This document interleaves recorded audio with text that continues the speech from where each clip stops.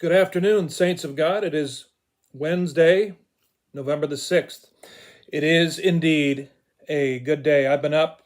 I watched the full Trump speech last night, or actually it was this morning, and I went to bed before 3 a.m. Woke up around 8. We had other stuff going on here, so we had guests and they left. They've gone home. They caught a plane and left. So anyway, our house is not so full now. But we had a lot of stuff going on this week. Yesterday, I can say that I prayed and I fasted. I fasted from food for probably 13 hours. I have an ongoing fast that's about to come to a close. And of course, this is YouTube, so I have to be very careful what I say so I don't break any community standards. So let's say it like this, okay? And you guys, if you understand the enemy and how he works, you'll get what I'm saying.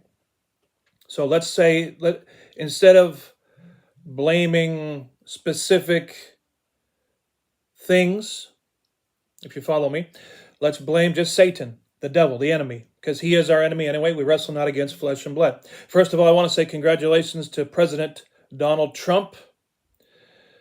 And I can admit, and I'm very happy to say, that I was wrong in my prediction.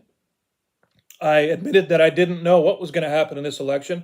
The last thing I kind of believed was that we wouldn't find out right away who actually won. I thought they would drag the system out, drag out the results and then put it through the system, and heaven knows what was going to happen. So I personally did not think that Trump would win. And I just saw a news pop up that said that Kamala called him, probably within the hour, and conceded and said there will be a peaceful transition of power. I was joking and saying that Kamala Harris was probably in some gas station bathroom sleeping off a hangover. Who knows? Maybe she was. I'm not stating that as a fact, just a possibility. And as we can expect, a lot of the Democrats are crying in their drinks today. I've already watched several videos of people crying, thinking this is the end of freedom and all else. It's not. But here's the thing.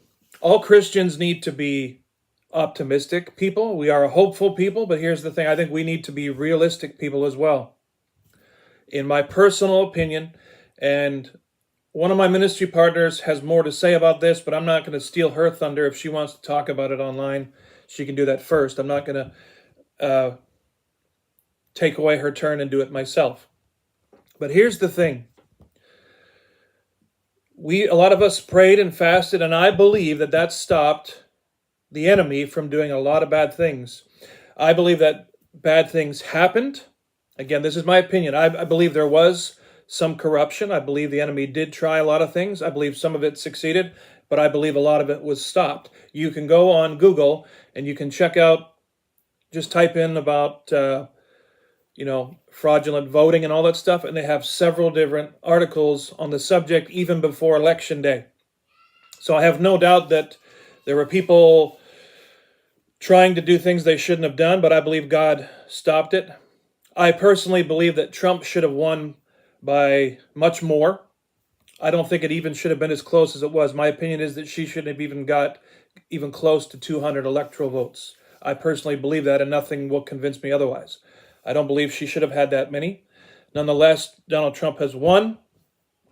And I know that Jesus Christ is the Savior. Trump is just a tool. We need to remember that we cannot idolize this man. I never have. I never will. I don't idolize people. He is a tool to be used by God. He's not perfect. He says and does things that he shouldn't do. We know that. But here's what I really want to get down to in this video really quickly. It almost seems like once the election took place, it almost seems like he won too easily. Now, I know that, like I said, we prayed and we fasted, but let me say this. Satan has an agenda. Even if there's a peaceful transition of power, I even thought there might have been civil strife and civil war. That stuff might come down the road for whatever reason.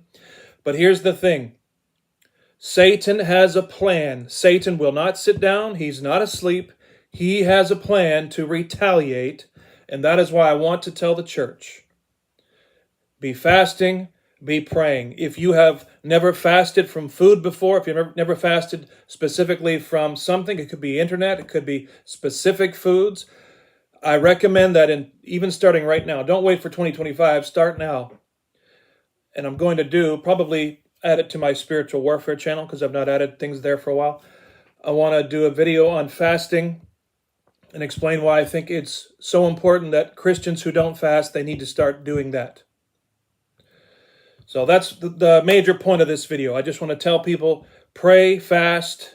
If you're a Christian, Jesus Christ is King. He is still in control. He's the one we look to. We don't look to a man. At the end of the day, it's nice to know that we're going to have somebody that's in there that deserves to be in there, who does love this country. And I think it's wonderful that the trash is finally going to be taken out. Now, by trash, I mean a terrible administration, terrible policies. All right, so I can't be flagged for calling people trash, even though Trump supporters were called trash. But the administration that's currently in is trash. With that said, we still have time before Trump and Vance get in, and a lot of things can happen in that time. So I say buckle up. Saints of God, buckle up, be praying, be living right. You always got to come to God with clean hands and a pure heart, always. But buckle up, because I believe we're going to see some turbulence before Trump finally gets in. But thank God he's getting in. I think we should celebrate today. We should be joyful. I think we should take time to pray and thank God for something good, because I had my doubts. I really did. And like I said, I didn't think it was going to be as easy as it appears to be, but sometimes that's a red flag, right? Red flag.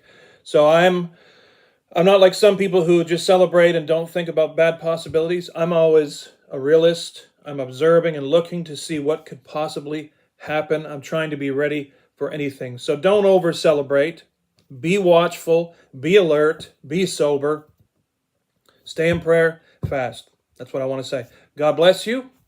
And even though I am a Canadian, I live in the US of A, and I say, God bless America. Let's do what we can to make this world a better place. See you later.